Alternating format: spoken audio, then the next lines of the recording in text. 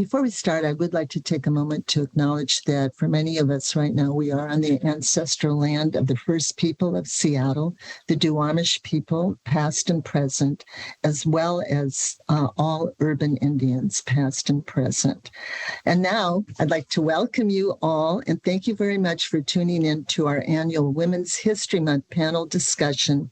This year's titled Passing the Torch, an Intergenerational Gathering and Conversation. Before we get to our incredible panel, I'd like to thank our co-sponsors, Council Members Claudia Balducci and Sarah Perry, the King County Equity and Social Justice Legislative Branch team represented by Director Day Sjogren, the King County Women's Advisory Board represented by current Chair Sarah Reineveld.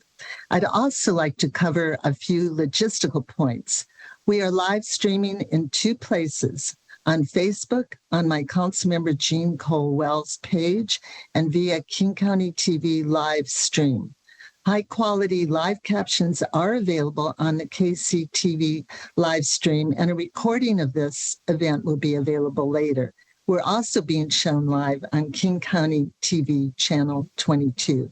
If you have any questions for our panelists throughout the event, there will be a section at the end for audience questions. Please submit these at any time via the Facebook comment section on our Facebook live stream, or if you don't have Facebook, a Google form link is available on the description box of this live stream. And now I am pleased to introduce our co-sponsor representatives to give short greetings of a minute and a half. We'll start with Councilmember Sarah Perry. Is Councilmember Perry online with us? Okay. We also have Councilmember Claudia Balducci, and she just let me know that she is sick and unable to be with us, but I do have a statement that I would like to read from her, and that is, thank you for the opportunity to say a few words before what I'm sure will be an inspiring and educational discussion. The theme of passing the torch is especially poignant because this year, Councilmember Cole Wells will be retiring and passing the torch. I wanted to take the opportunity to say what a pleasure and privilege it has been to serve with her. I wish she hadn't done this one, but we started on the council at the same time, and at our first council retreat, discovered that we were officially referred to as councilmen. I'll never forget that. So the first thing that we did together was to work to change the King County Charter and Code to make the language gender inclusive. And we did put that on the ballot, and the voters approved it. She has been a champion for women throughout her career, from her time as an educator to her public service at the state and county levels, and has been inspiring to watch her tireless efforts to make life better for women across King County, including fighting for funding, policy changes, and awareness on gender-based violence, missing and murdered Indigenous women, human trafficking, and harassment and discrimination. I have learned so much from her. Thank her for her service and look forward to seeing how she continues to be a leader for women in the next chapter of her life.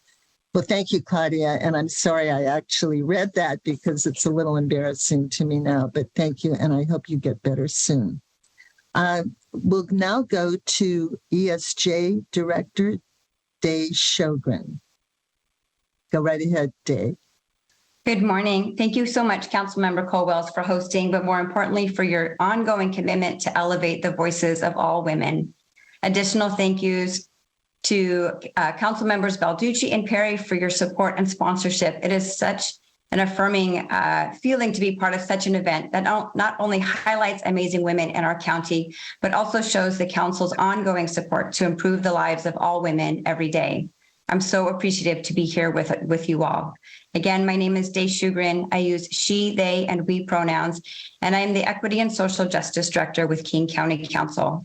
Today's theme, Passing the Torch, an intergenerational conversation, is one that not only lifts the power of where we are now, but amplifies the power that continues to rise. Our collective intergenerational work to strengthen the power of women all women is integral to each of our communities to flourish. As we begin our program, allow me to enunciate when we use the term women, we are referring to anyone who identifies as a woman. A woman is transgender, non-binary, genderqueer, cisgender, or any other identifying term she is using. She is Black, brown, a person of color, white. She is disabled, able-bodied, neurodivergent. She is all things. She is you. She is me. She is the collective us. And as we hear the experiences and stories of leadership and passion from today's panel, I encourage you to notice yourself in their voices. Find and hold the place that reverberates inside of you. This is a time to recognize our collective experience of being bold, seen, fierce, and loved. We're glad you're here. Thank you very much, Dave. That was really beautiful. And next, we'll turn to Sarah Reineveld, who is chair of our King County Women's Advisory Board. Welcome. Thank you, Councilmember Colwells. My name is Sarah Reineveld. I use she, her pronouns, and I am honored to give this greeting on behalf of the King County Women's Advisory Board. The WAB wanted to thank Councilmember Colwells and her amazing team for convening us on this Women's History Month to lift up and elevate women's voices and to center women's experiences, particularly the lived experiences of intergenerational women leaders. Councilmember Colwells, the WAB is grateful for your work championing women's issues and your continued partnership in helping to improve the lives of women throughout King County. The WAB works to lift up and to center the voices of women throughout King County to understand the very real challenges that all women are facing. For the past few years, we have been centering the experiences of survivors of gender-based violence and worked to help to develop recommendations to better prevent and put an end to these cycles of violence that disproportionately impact women. The work of the WAB has confirmed much of what we already know, that we as a society collectively have more work to do to stop discrimination and violence against women, and particularly BIPOC, LGBTQ, immigrant, lower income, and marginalized women. And before women's rights and women's contributions to our society and our economy are fully recognized and valued. We are looking forward to this conversation and to lifting up these voices of these amazing panelists and the continued partnership with the King County Council and communities throughout King County to ensure that women's voices are truly recognized and heard. Thank you. Thank you so much, Sarah. Very, very nice words. And thank you all. We really appreciate the co-sponsorship. If Councilmember Perry comes online, if it's at a convenient place, we'll turn to her to give some greetings as well. So this year's topic of passing the torch is quite fitting for me, but also for some of our panelists. Some are at the beginning of their career, others are in the middle of it, or transitioning to another phase of their career or life. But our conversation today will focus on how we can learn from one another's wisdom and use it to better support women of all backgrounds and ages. And I'm thrilled that each of our panelists has been able to take time to be with us and look forward to hearing their stories in their own unique voices. So this brings us to our panelists. First, we have Anna-Marie Kause, and I'm introducing all the panelists in alphabetical order by their first name.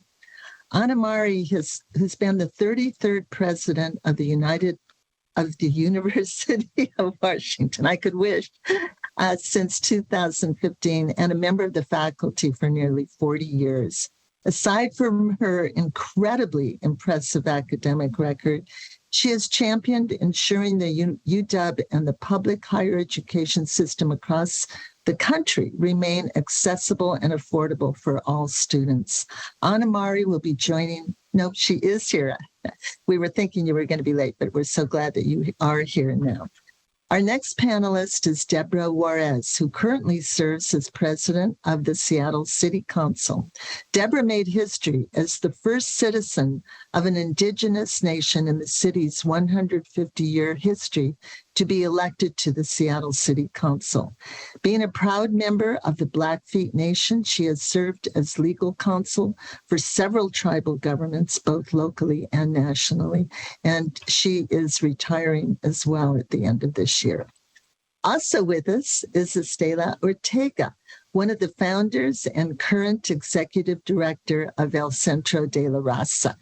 Over the last 50 years, Estela has worked tirelessly to build El Centro into a beaming civil rights organization, a hub for those who want to engage in civil action through community empowerment by providing human, educational, housing, economic development, cultural, and advocacy programs. Next is Luna Crone Barone, a junior at Nathan Hale High School and a passionate student leader. She currently serves on the Seattle Public Schools Board of Directors as one of the 3 student directors, leading as an advocate for students and her community.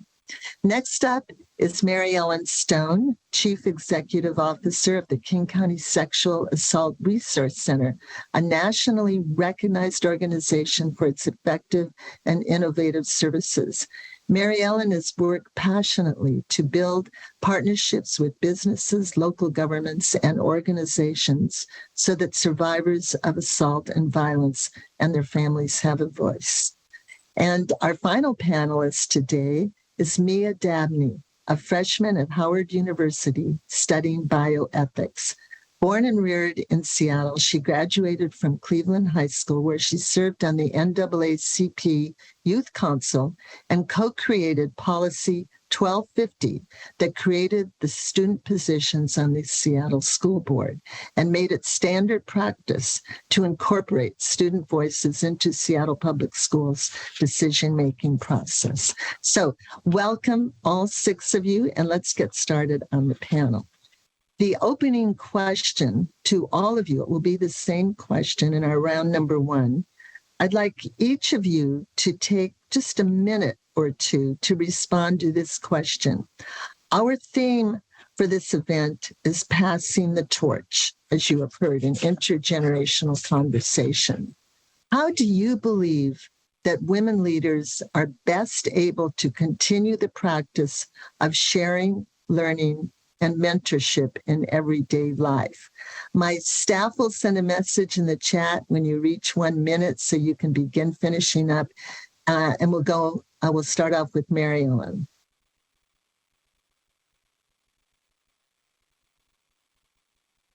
Apologies, it took me a minute to unmute. I was hoping I would not be first. Thank you for that introduction, Councilmember Cole Wells. I guess what I want to back up and say, when I started, when our organization got started, this was not an issue that people talked about. And 40 years later, thanks to many of the women who I'm so honored to be with here on this panel, we have made a lot of progress. As a woman leader in my organization, I feel like my role is to help remind our staff who are younger, who grew up in a different time, thank goodness, that we still have work to do, that they should stand on my shoulders, and that on the foundation that we've led, because we're not done with where we're trying to go. And that this is not the resting place, this is the starting place for them over the next generation. And I try to use that in a way of I try to remind people that this is, we created this as an organization, as an idea, but this is not the end point. And that what they create decades from now will be different, and I know better than what we were able to do at this point. So that's what I would say in terms of mentorship. Okay. Thank you very much, Mary Ellen. And Councilmember Sarah Perry has joined us. She was late because she had some bad traffic and getting out of a parking garage. But Councilmember Perry, welcome. Would you like to say a few words as a co-sponsor? Are you there? Yes. Hello. Good. Hello. Can you hear me?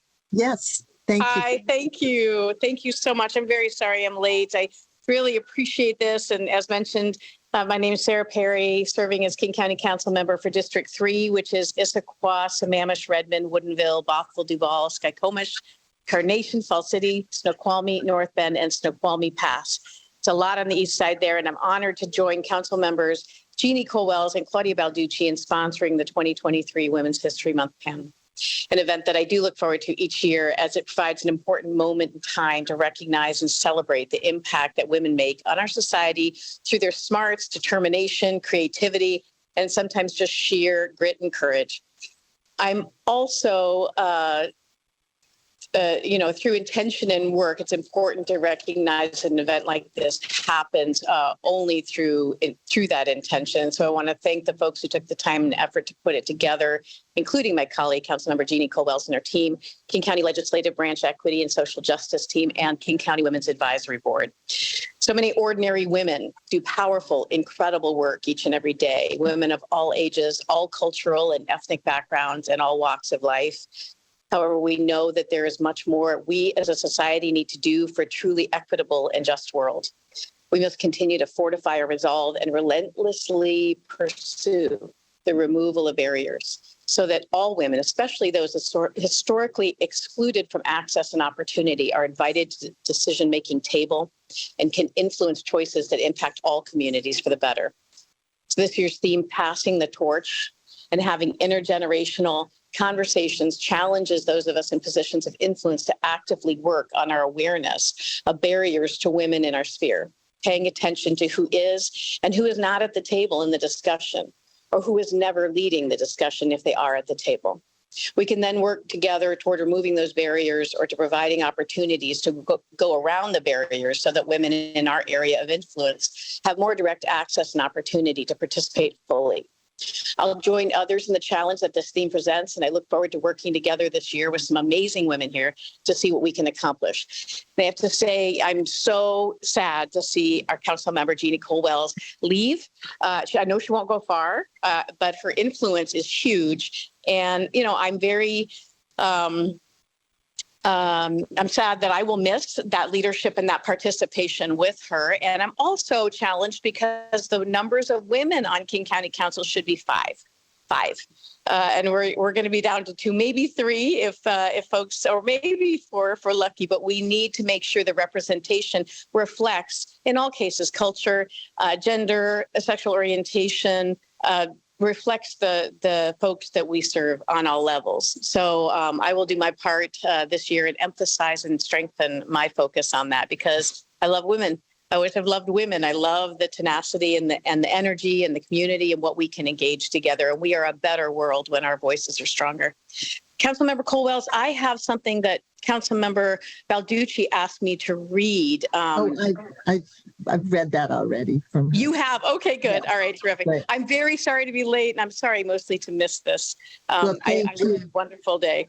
Thank you. Thank you for joining us. Really appreciate that. Thank you. Okay. And when we're back at the 9th floor courtroom, that'll be a lot easier. Zoom has its challenges, but appreciate everybody being here. And we just heard from Mary Ellen on the first question about sharing, learning, mentorship in everyday life for women. We'll go to Deborah, then Estella, then Mia, then Luna, and Anamari. So Deborah, go right ahead. Can you ask me the question again? How do you believe that women leaders are best able to continue the practice of sharing, learning, and mentorship in everyday life? Well, that's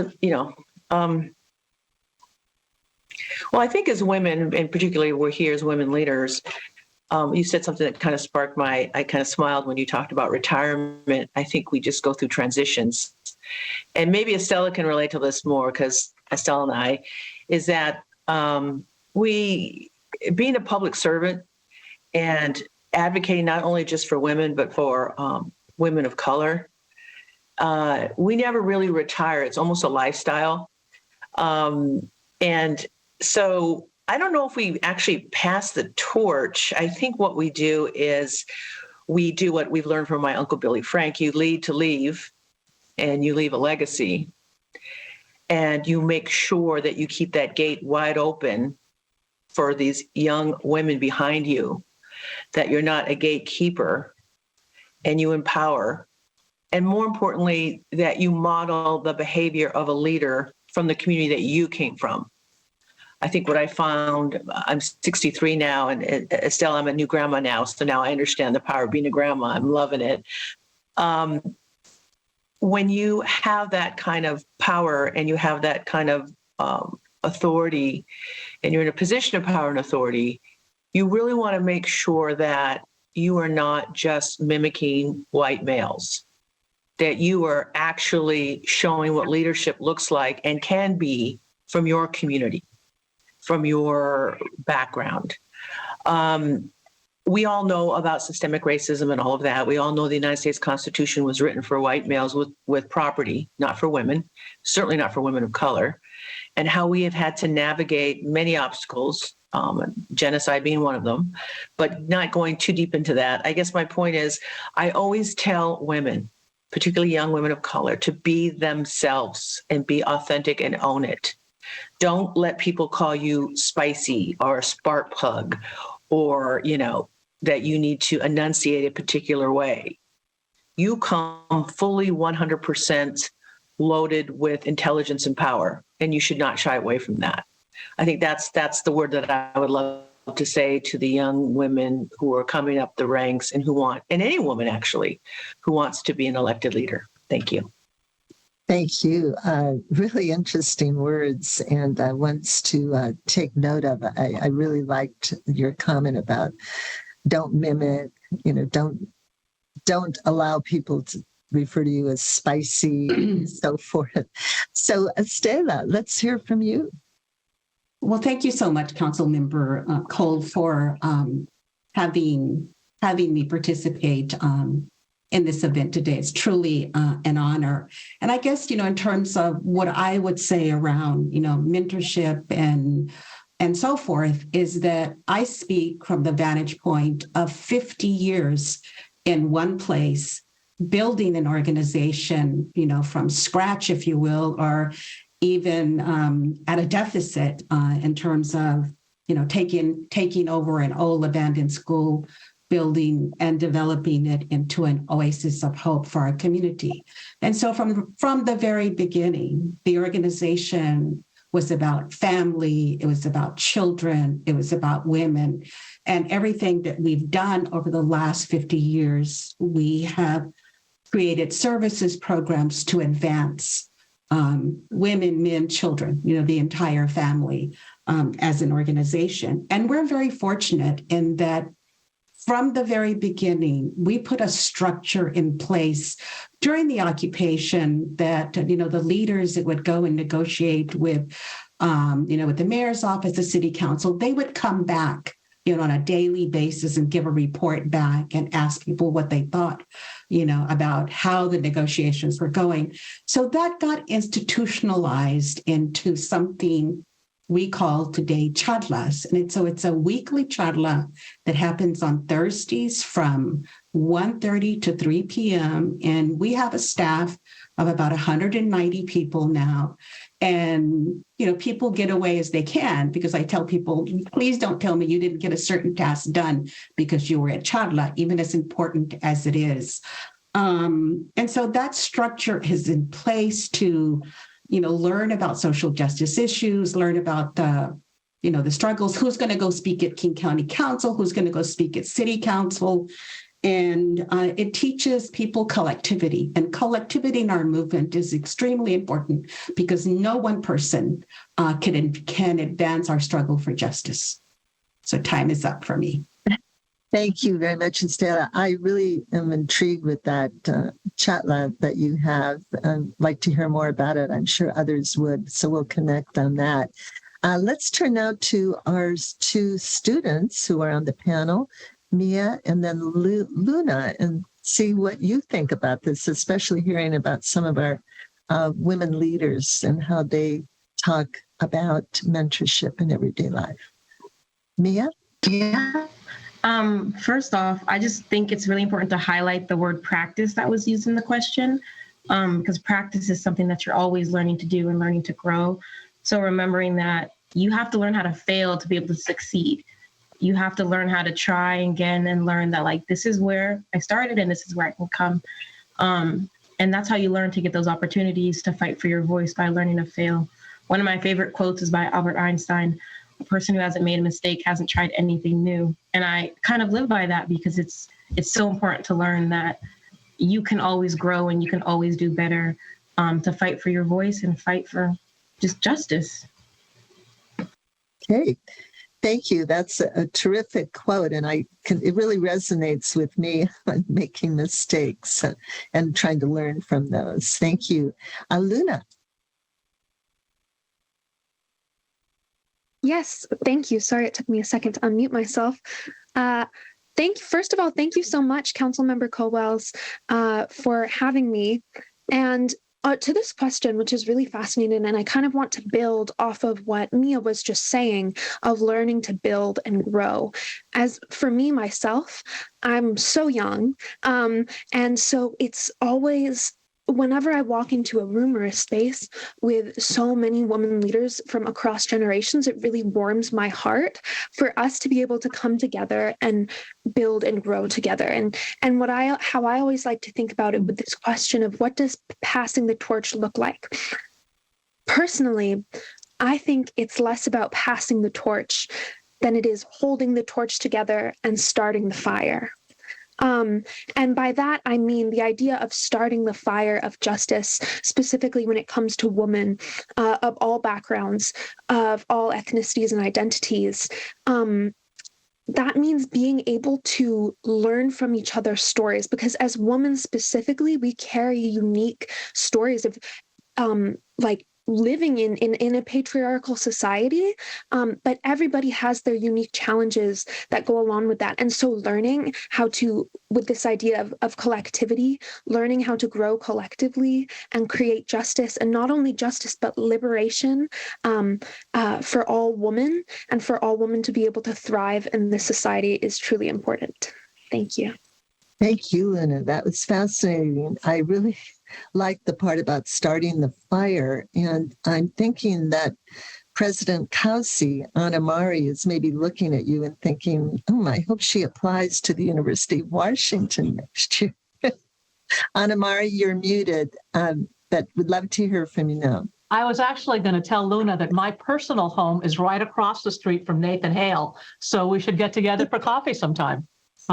Literally, I'm right across the street. But, I think that one thing that's first of all, it's an honor to be here with this group. There is no question about it. And thank you, Jeannie. I'm not the only one where you have been a mentor and you have been a role model. And I think that one of the things that for those of us that are on the elder side of things, that simply being in these positions offers a sense of mentorship.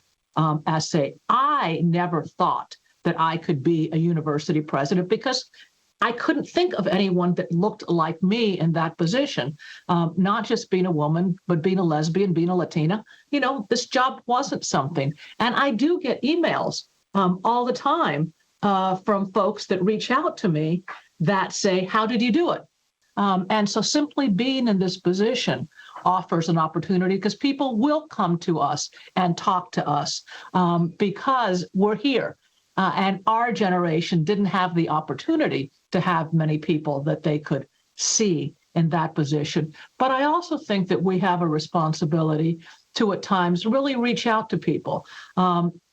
It was really important in my life. I was at a conference, and Donna Shalala had just become president of the University of Miami. That was my alma mater. And we started talking, and she started asking me about, well, have you thought about being a department chair or a dean? You have what it takes to be a president someday. And I was like, what are you talking about? And I've really learned from that. I can think of a student, for example, in one of my classes who asked really good questions. And I asked her to come to my office hours and asked her to do research with me. And her first answer was, why would I want to do that? She had never thought of herself in that kind of position. Well, now she's Latina. She's a full professor at San Diego State University, and she is mentoring a whole other generation of women. And so I think it's a combination of, for those of us that are on this side, of being there in a way that's authentic, as Deborah said, so that it's not just a question of being in these positions, but changing these positions in ways that people can relate to, but also to reaching out. Great. Thank you. And it reminds me of a panel we were on together 4 years ago, not in this series, but talking about the imposter syndrome and how some really high-powered women, including Anamari, referred to thinking that. And that's, I think, something that many of us do. Okay, we'll now go on to our second round of questions for individual panelists. Again, about 1.5 to 2 minutes response. We'll begin with Estella. Estella, you have dedicated your career to the pursuit of rights for all people. What guidance would you give to someone who feels a calling to an issue and wants to get involved, but doesn't know where to begin? And you're muted. Okay, there you go. Sorry for that little delay. To me, it's not complicated. Again, being in one place for 50 years and seeing the people, who come, 1,000 or more people to look for how to be involved at El Centro de la Raza. And part of it is just showing up, showing up to volunteer, showing up to support an event, showing up, I can't remember if I said fundraiser right now, and getting to know that community. And luckily, again, as an organization that's been around a long time, we create structures for people to involve themselves in, to get to know our organization. And it's something that happens once a month at El Centro that's called Café con El Centro, which translates into coffee with El Centro. So people come to see us because they're curious, they've heard about us, so they want to know. People are looking for volunteer opportunities, people are looking for jobs. But, the first start of it is just reaching out and being there and helping when you can. And I think the most important thing as a new person is not coming in and thinking that you're going to help, especially communities of color, solve their issues, but come in with humility to learn on how a community is organized or how an organization is structured and what they need help in. Great, thank you. And you mentioned coffee with people, as Anamari did as well, and that can be just very informal to start getting involved. Okay, next, Luna. As you have been very vocal about your experience being transgender and becoming involved in your community, how do you hope to see the voices of youth, especially trans youth, be included going forward? And what can those who came before you learn from the experiences of trans youth? Thank you so much for that question. When it comes to the experiences of trans youth, I want to take it a step back and acknowledge that as trans youth, us as trans youth, our very existence, our very living and continuing to go on day to day is an act of resistance in a world that is full of transphobia. And so as unfair as that is, I think that it demonstrates the power and the resilience of trans youth. And that power and that resilience and that ability to, even in the face of such hatred, be able to come together and love each other and accept each other and lead our lives as loving and accepting people and as a loving community is something that everyone can learn from and is something that I admire greatly about my community as the transgender community. And I love to use as a practice in my own life is leading my life with love, even in the face of hatred, because love is resilient and love is complicated. And I think that it is really important that when we're thinking about activism spaces or thinking about leadership spaces, that we are really guiding ourselves by the principles of our love for our community or our love for our students, for those that we are representing, for those that we're giving a voice to. Thank you, Luna. And I really admire all that you're doing. I just mentioned the hatred and the resistance that's so important to the hatred. I just am astounded and horrified almost every night on cable news or whatever, or in the press about the legislation being enacted in states against trans youth. Anyway, thank you for what you're doing. Anna Mari, as president of the university, you are surrounded by students of different backgrounds, lived experiences, and generations that differ from your own. How do you connect with the students on campus, and what do you learn from them? Well, one of the things that I love about working in an intergenerational setting is that, on the one hand, I can tell youth very honestly that things have changed and that there has been real progress. On the other hand, it's really important, and the students on campus remind me all the time, but it hasn't changed enough. And they are absolutely right. And it's important to have those tensions. It's important to acknowledge that there has been some positive change because it gives us that energy that we need to keep on fighting. Yet at the same time, I think sometimes it's important for some of us who have seen a lot of change to remember we're not anywhere near where we thought we would be and where we need to be. I do think that, and I think it's important to acknowledge that as much as we want and need mentors that we can relate to because they have similarities, because they're women, because they're transgender, because, they are Black or brown, that also that, we can mentor and be mentored by a wide variety. My main mentor, who just turned 100 this year, is an African-American straight man. And he was so critical in my life when I was experiencing a lot of personal distress. And he was so critical in terms of my academic development.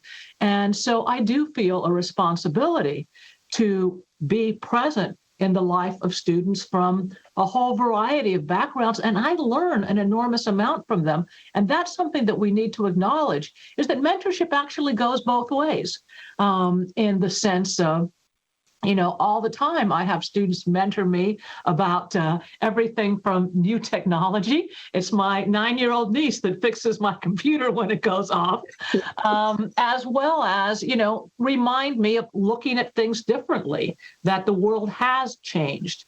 It was a lot easier, of course, to spend, that good quality when I had a lab and when I was more actively teaching, et cetera.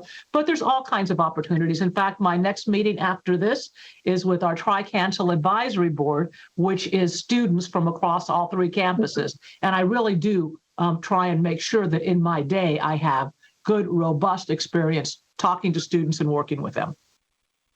Thank you. And I can relate in many ways and miss my academic experiences teaching at UW. So next, Mia, as you've expressed the importance of intersectionality as it pertains to women in leadership, how do you believe young women, specifically women of color, are a vital resource of wisdom and knowledge? So as a Black woman, specifically, we have such a unique perspective on the world just based on how we're seen and how others see us and treat us. So it impacts so much of the way we walk around the world and how I view myself. So as well as our gender and our race, it's combined. And it's this lived experience of knowing how to be empathetic and understanding and listening to others, because sometimes that doesn't happen with us. Our history is very traumatic and sad as Black people, but it's so beautiful as well, because we're still here and we're still fighting. And that's what's so beautiful about it. We're living that beautiful life that we want to. And because of that unique perspective, we're here. And that sounds like a little, but it's a lot. Because we're still fighting and we're still standing here. And that's what's so important about us. Thank you. And bringing in that institutional, historical perspective is, from what I'm hearing, from what you're saying, just really critical. And I admire what you're doing to foster them. Okay, and Mary Ellen, your visionary leadership for sexual assault services through the King County Sexual Assault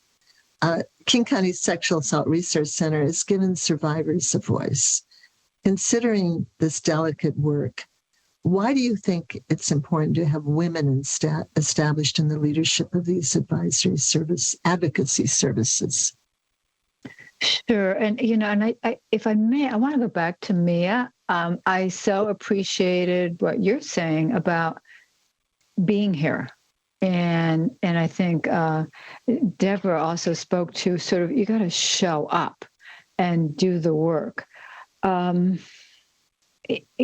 think there's a sense of, well, we've done sexual assault. That was a bold idea when we started talking about this as KSAR 40 years ago. And so I think there's a sense, maybe we've solved that, maybe sort of, and it's time to move on. I mean, we all know that's hardly the case, but I think that there's a certain amount of institutional dismissiveness of the voice of women and our unique experiences in living with this. And so for us to continue to represent, if you will, survivors, I think it is important. It's easy to, I think, sort of trivialize, especially the experiences of younger women.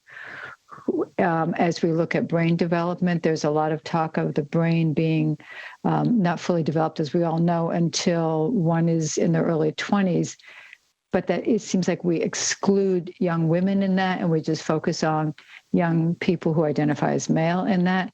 And I think we do a disservice to young women in particular of making them more adult than they are, and putting them at greater risk of victimization and minimizing the experiences that we have. And I think women are in a unique position to be able to call that out. We have lived that. We continue to live that. And I think that there's a special connection that we can bring in this. Thank you, Mary Ellen. And thank you for saying that we've lived it, we've continued to live it. And I think all of us can think back on experiences we've had that your organization is being so helpful with for everybody. Mia, as you played a major role in co-creating Policy 1250, which created student positions on the Seattle School Board. What do you think others can learn from youth involvement and voices? We've been talking about that already, but how can women who are in the middle of their careers or generally in positions of leadership better support and create spaces for young women? Thank you. I think one of the most important things that I always like to say is that actions speak louder than words. We can sit in meetings for 3-4 hours and talk about what we want to do and how we can do this. But unless we actually do it and step out of that meeting room or log out of Zoom and march or talk or make the policy, nothing happens. And we have to remember that we have to take action, and it comes from somewhere, because talking is great, but we actually have to do something after that. And then also remembering that youth speak the truth. That's it. We speak the truth. And it's weird to say now that I'm 18 and I'm adult, but I'm still learning. My brain's still developing, of course. But we're ongoing and we're changing. And you have to remember that if you're not continuing to educate yourself about the youth, about what's going on in the world, you're going to be left behind. And I love to say that to older generations because education is power. And that's one of the biggest values my family taught me. And now that I'm getting older and I'm in my first year of college, I'm remembering that again, how important my education is and how much I want to fight for it. And as well as to our elders, sometimes you have to remember that you can't make decisions about people without them part of the conversation. It just can't happen. We have to be part of the conversations because I don't want anyone making a decision about my life and they know nothing about my lived experience, about what I've gone through. You have to be there to understand it. So you have to include us in these conversations because, like we said, we're passing on the torch to us. Wow. I think back on when I was 18 and I had none of the wisdom and experiences that you've had. I noticed Luna shaking her head very strongly when you mentioned that you speak the truth. Luna, as you are the youngest on the panel at 17 and yet have done so much already, what is next for you as you're approaching your high school graduation in about a year? What changes do you wish to ignite in your community and more broadly?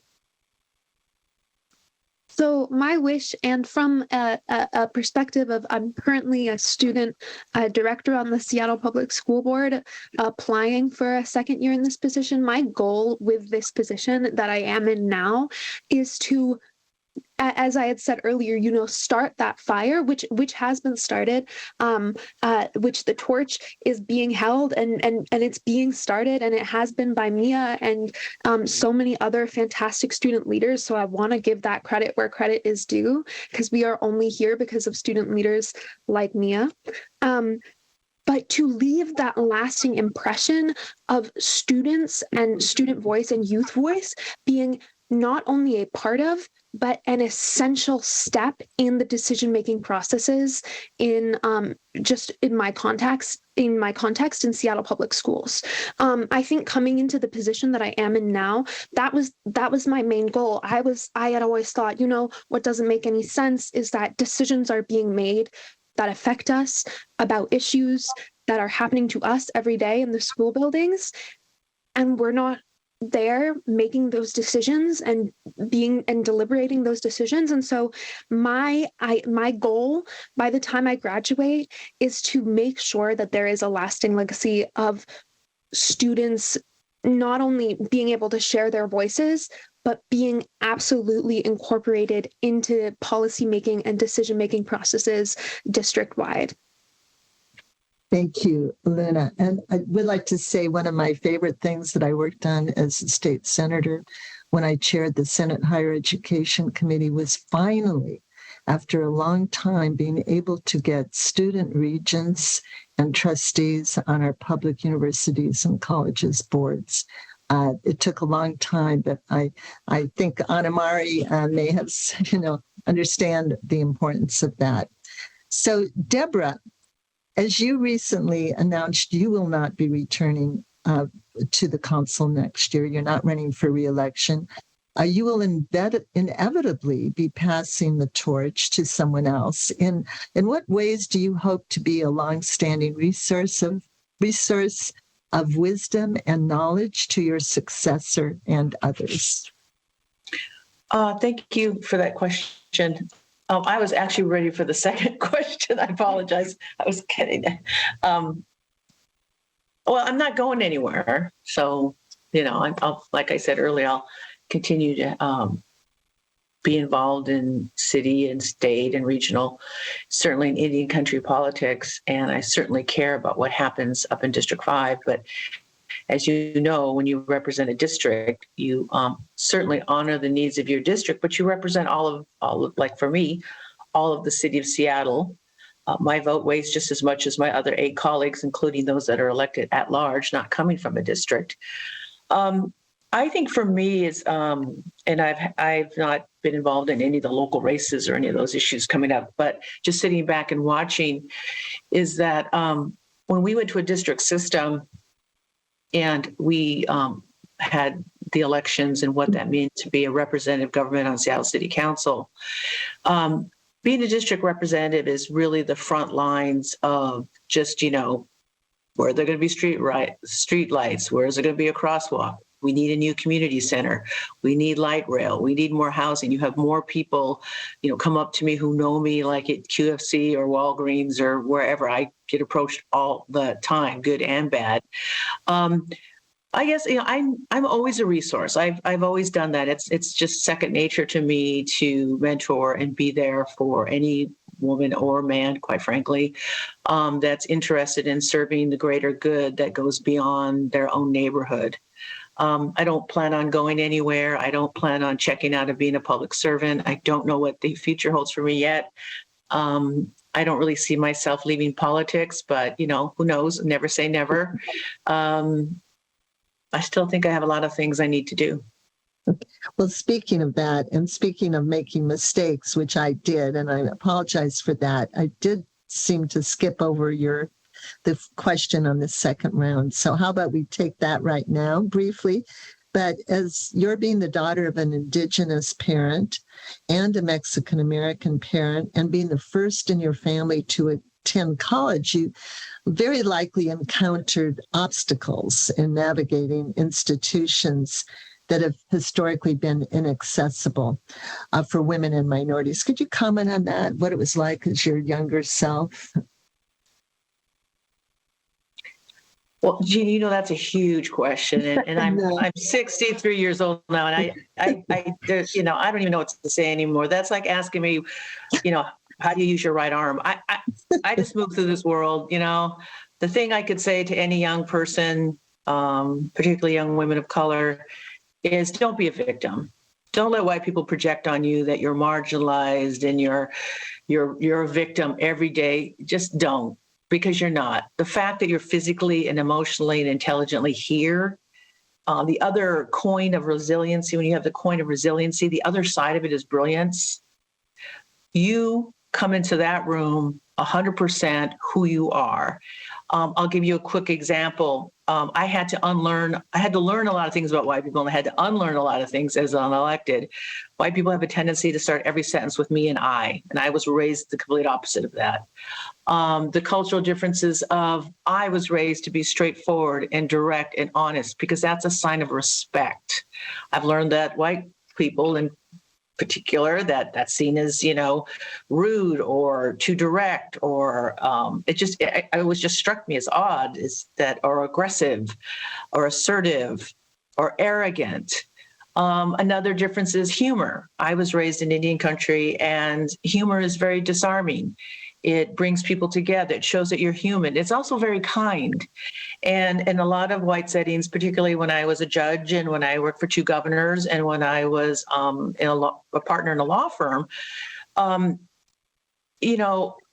humor doesn't mean that you're not being serious. It means that you recognize sometimes you recognize the humanity in people, and some settings are serious.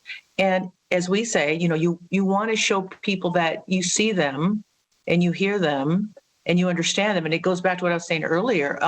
You don't have to mimic white males. You could have your voice. I think the thing that drives me crazy about a lot of women leaders, and I'm not talking about anyone here, is when grown women talk like little girls. Seen that in the boardroom. I've seen it in a law firm. I've seen it in the courtroom. It just drives me insane. Or when women want to take a little bit of space, or they start every sentence with, I may be wrong, or I want to apologize, or they're always apologizing. It's like, don't do that. Whatever you learned, unlearn it. And my job, because it was done to me by my aunties and my tias, was to pull me up short and say, why are you apologizing for that? Be who you are. Even though there are times I didn't, because I just knew like they're not here with me up in my college classroom. They're not up in here with me at law school. I'm in here by myself. I just remember and having this feeling of, I just got to keep it together. Remember who I am, speak when I have something to say. And I think that is so important that I can't get that. You watch people like Deborah Lekanoff down in Olympia, and you watch Senator Claudia Kaufman, all good friends of mine. We all talk offline, and we all have this well where we go to each other to remind us who we are, and that it just doesn't come easy, but you have to keep doing it. And you have to look for those mentors that remind you who you are and to continue to be that person. So that's a short answer to a very, very, very, very wonderful question. Thank you, Councilor. That's the challenge with a panel like this. But we wanted to have all 6 of you on, but we have to keep moving, unfortunately. But thank you for all that wonderful advice. Ana Mari, as a Latina and Cuban immigrant and lesbian, what barriers have you experienced that have impacted your work and given you an alternative perspective?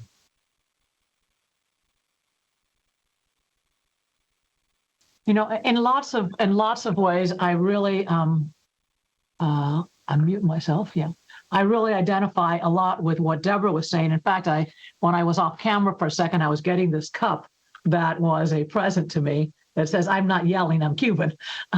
Because, I do think that, certainly I think that I can point to a lot of specific barriers. But I think that in some ways, and, part of why we focus a lot on this campus on the notion of belonging and you belong here is that in some ways, the biggest barrier was this sense of this place wasn't built for you. You don't belong here. Everything from, I came to this country as an immigrant, and it was like in school, you don't speak Spanish. At home, my parents didn't want me to speak English. And it was like, that kind of sense that somehow that wasn't, or even things like, my parents who were very intelligent people, people would talk to them like they were 3-year-olds. And they would talk to me as a 7 or 8-year-old, like I was smarter than they were because I spoke English. And just, the number of ways, Mia spoke about that, as well, in which you just get the message that you don't belong, whether it is that you don't belong in this country, which I was just in DC and ran into a number of our students who are here on DACA and are really struggling, talk about getting a message all the way through that they don't belong. And these are young people that grew up in this country and have so much to offer. They are fabulous students. And, and so I think that that's why I focus so much on the notion of trying to build environments that are inclusive and that tell people that they belong and that there isn't, as Deborah was saying, there isn't this one mold, whether we're talking about leadership or whether we're talking, how do you do the student experience or, how are you a physicist or a chemist or an author? And, and I think that a lot of the biggest barriers for me were about that sense of this isn't for you. And that, and in fact, I was, when I became, I think it was when I became dean, someone very well-intentioned took me out shopping for the right clothes. I bought a used St. John's jacket that I have worn once. It's just not my thing. Okay, thank you. And very much as you were saying, that there are differences when people have come as immigrants, DACA participants. We were fighting that battle when I was in the Senate, and it just keeps going on and on. Anyway, Mary Ellen, you are retiring after 40 years of advocating for sexual assault survivors. And what message do you want to impart to young women who wish to walk the path you have? And what is next for you? I'm trying to figure the last part out. I mean, look, I listened to you, Councilmember Cole-Wells, and Councilmember Juarez, and go, we have a lot. I'll be watching you. We can talk offline. There's a lot more work to do, and I'm not going anywhere either. And public service is part of my life. What I would say to young women young people who are following me is 2 things. Keep pushing. We are not done. And while I appreciate the support that we've had, I'm not going to be grateful and say that's enough, that we're done, because we're not. And the minute we stop pushing, the minute we start rolling back, it's interesting to encounter sort of the resistance and the surprise from people who are saying, well, isn't this enough? Haven't we done enough? And my answer is no. I mean, our job is to keep pushing. The other thing is to build on what we have built. There are different expectations now that we hear from younger survivors, which is great. There's an expectation they will be respected.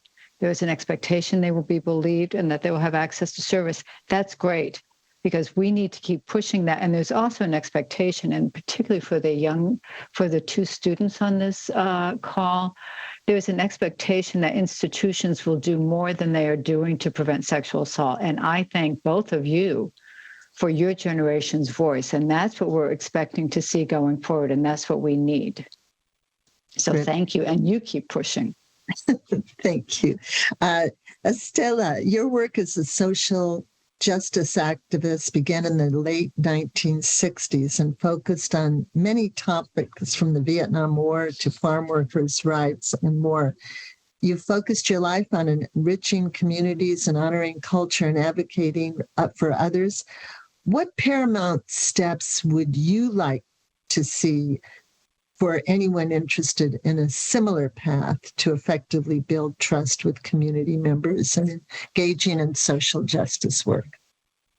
Well, first of all, it's hard work. It is hard work to do, to be an organizer, a leader, if you will, in communities and especially in nonprofit organizations who are civil rights organizations. And so it requires sacrifice, it requires evenings, it requires, weekends. And so if this is, as a young person, I'm basically speaking to young people here. As a young person, if you see like doing the kind of work that I've been doing for the last 50 years as a career, it's not a career. It is a way of life in terms of your mission and your commitment to build a better world. And it requires everything that I just said. And I mean, the way to do that, obviously, is involving yourself in community.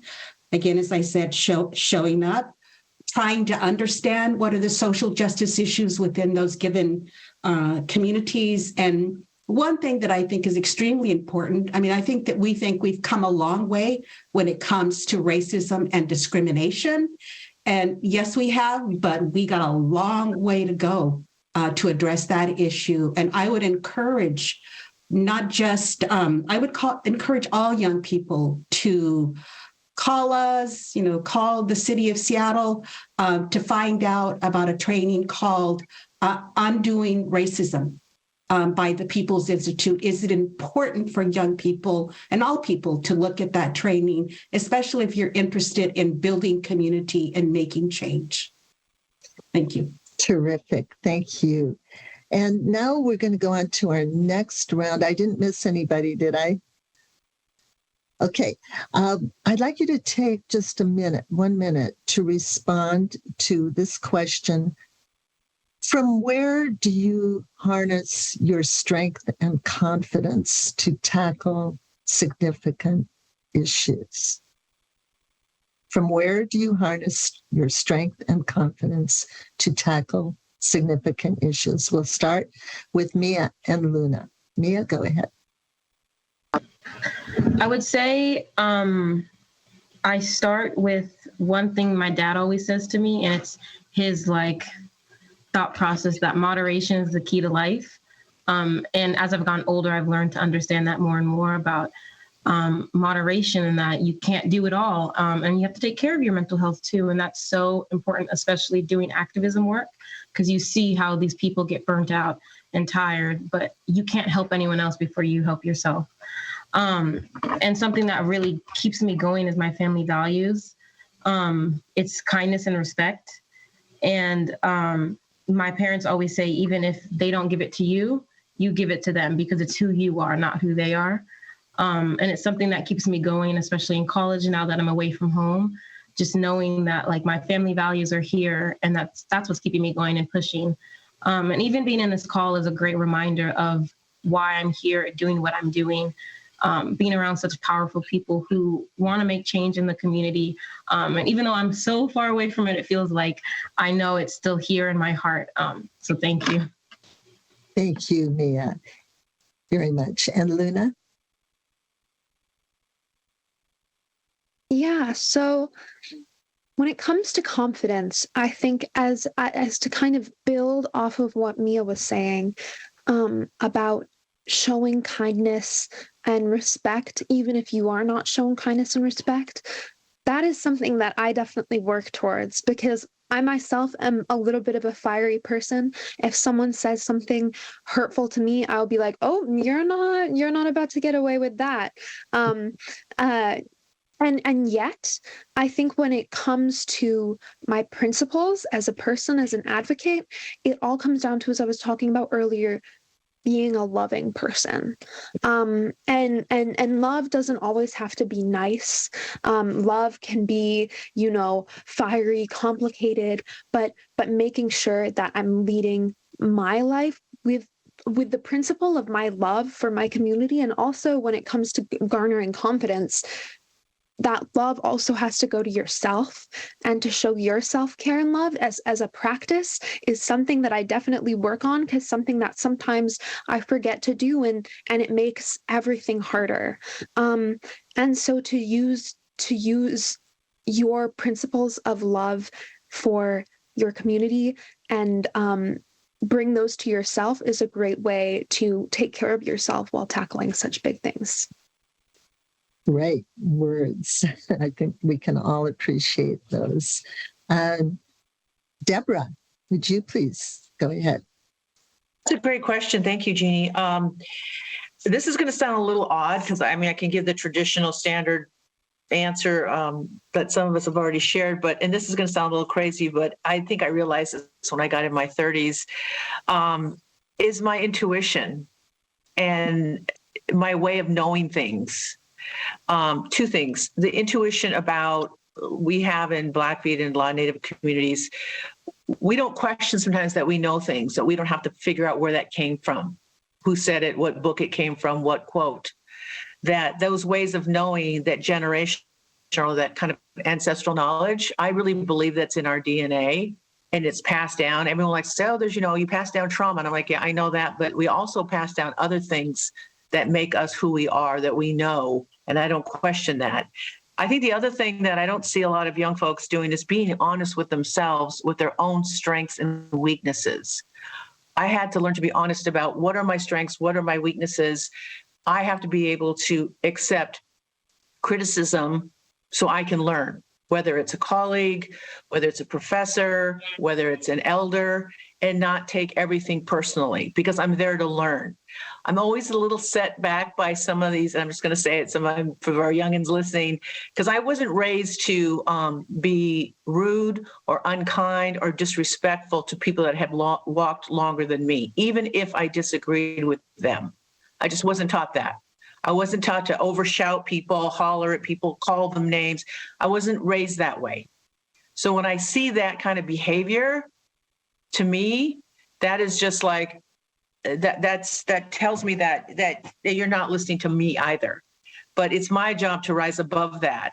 But going back to, that whole idea of being honest with myself, that intuition and believing in it, and trying to instill that as I have in my daughters and my nieces and my nephews, that I'm there. I think that's been part of my more of an understanding aha moment that didn't come till I was probably in my late 20s, early 30s. Great. Thank you, Deborah. We're going to have to move on, but I'd love to talk to you more about that and the intuition, which I've found is very important as well. Estela.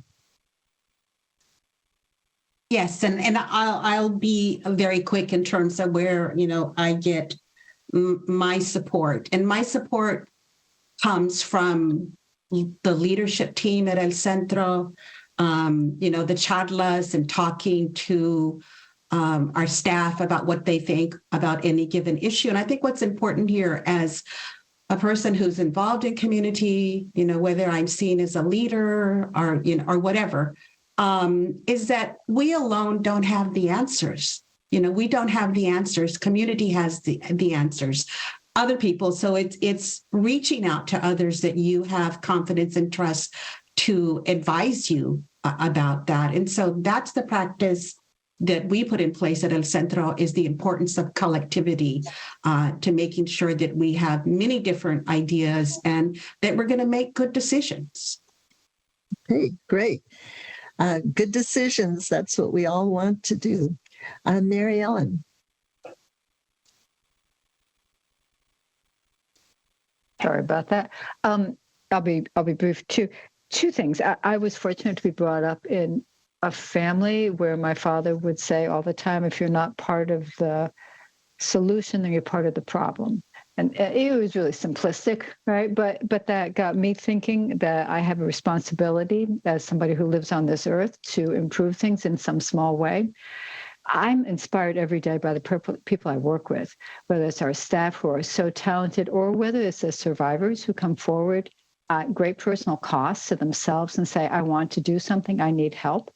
I want to reclaim my life.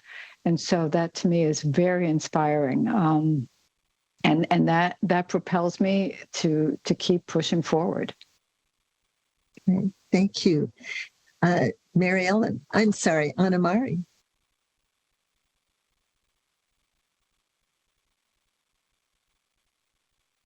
I think part of where, this question and these ideas come from is this very male view of leadership, which is the leader as this incredibly smart person that, tells people what to do and that, knows how to order things and that always knows where they're going, et cetera. And that's actually not how good leadership tends to work. And I think all of us here think of ourselves as servant leaders. I mean, I often say, if on any given issue, if I bring people together and I'm the smartest person in the room, I've screwed up, because that just shouldn't be the case. And I think it is about community wisdom. It is about bringing people together. But, for me, at those moments when I'm really most confused, down, feel beaten up and whatever, I think about the people whose, shoulders I walk on, whose shoulders I stand on. I think about my parents. When I'm dealing with, today's a very long day for me. I, got on a plane at the equivalent of 5 o'clock Seattle time, and I'll be here in my office until 8 tonight. But I think about my parents who worked in factories, and every time they had a chance to do overtime, they took it because they needed the money for us, their children. I think of my advisor who is still out there fighting the good fight at 100, who he walked side by side with Martin Luther King and John Lewis, who saw the very worst of the world. He was a Black man in, Jim Crow America, and still taught me to always look for the best in people and always to try and draw that out, that if I look for the best in people, that often it would come out. And so, I think of those people, and I think of my brother, who, as many of you know, was a civil rights activist that was murdered by the Klan at 25. And I live for him too. And, so when I start feeling sorry for myself, and I do that from time to time, I really think about those people and how they kept on fighting, and it keeps me going.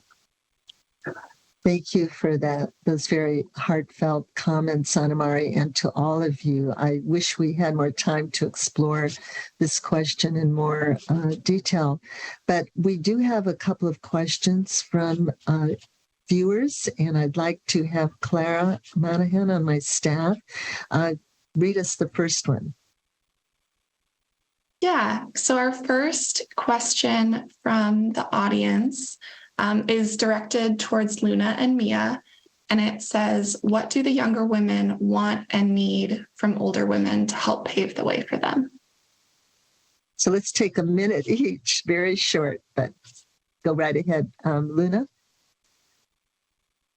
Sure. That is a really great question. And I think just to reiterate kind of some points I was making earlier, having an open dialogue with women of all generations in which we can all learn from each other. I think that openness to learn from us as younger people, as well as us learning from our elders, is really important when we're thinking about how to create the positive change to pave the way for us.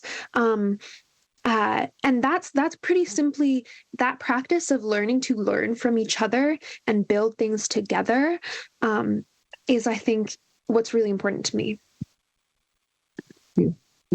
Mia. Beautifully said, Luna. Adding on to that too, I think it's really important. This norm that I kind of follow is listen to learn, not to respond. I think that's just a great way to learn from each other. I see it as a circle of life. You learn from me, I learn from you, and that's how we grow. I feel like we all have things to learn from each other, and that's really important. And also learning to find the middle ground and saying, I don't know everything, but we can work together to find some kind of understanding. And I think that's the most important thing about working with younger people and older people working with younger people. Hey, great. Clara, another question. Yeah, so another one from the Facebook comments it reads, can we add to the conversation educating young men? This is not just for women to solve. And so I think if anyone has thoughts about, right, the role of men as allies in these conversations and in developing women leaders, that would be great. Hey, thank you. And to our viewer who submitted that and the other question, anybody would like to respond to that one? Well, I can briefly say that I think that is critical. I think that one thing that we need to, there is no question that when it comes to the glass ceiling, it's very real. And in terms of women who are university presidents, women who are elected officials, women on corporate boards, we are way short. But we are now majority women in terms of seeking bachelor's degrees and of getting bachelor's degrees in this country. And that's not good for anybody when the discrepancy is beginning to be about 60-40. And I do think that we need to be working with young men, both in terms of achievement, but also more importantly, about how to share leadership and how to work together. We, for example, have a program here on this campus called the Brotherhood Initiative that primarily focuses on men of color that one of our African-American professors has put together that is really fabulous and forms community for them and allows them to be vulnerable, which is something that men often aren't allowed to experience. So I do think that this has to be both about changing, about women and us, making changes that allow us to be more ourselves and to change a lot of the stereotypes about what leadership looks like. But also, I think it is about men changing some of the stereotypes of what it means to be a man. I think we need both. Thank you. Definitely. Anybody else want to comment on that? If I may, and I appreciate the question. Sure. I think there is definitely a role for men when we look at an important role for men when we look at sexual violence, and how do we change attitudes and behaviors towards healthy relationships, consent, sexuality. Men have to be involved with that. And we do a lot of prevention work in the Renton School District in particular right now. And male students are very involved with that work. We have male staff who are leading that work as well. So I think that there's a very important place for them. Thank you, Mary Ellen. And I would like to say, too, I think it's very important for boys, our socialization processes in schools and childcare and preschools and the family, peer group. Men don't get it if they haven't had some experience and understanding brought to them or having experienced when they're boys. Any other comment on this question? Okay, Clara, do we have time for one more? I think we do. We have one more. And this one, I think, comes up every year during this panel. But our last question came in advance, and it said, how do you balance your career with other obligations, such as being a mother, a wife, a daughter, a friend, etc.? Okay. Any takers? Well, okay, I'm going to go ahead and weigh into, because I find that sometimes there is this kind of notion of balance, and I think we all need balanced lives. But I really I think that those of us who are lucky enough, and I do think that it's lucky, my parents didn't have that option, but who have chosen careers because these careers are a way of playing out our value. I don't make those big discrepancies between what I care about at work and what I care about at home. And the boundaries are very malleable. And I have friendships at work and friendships at home, and sometimes it's hard. That doesn't mean that I don't need some places to deal with stress, that I don't sometimes need to put something at work on hold so I can deal with something at home.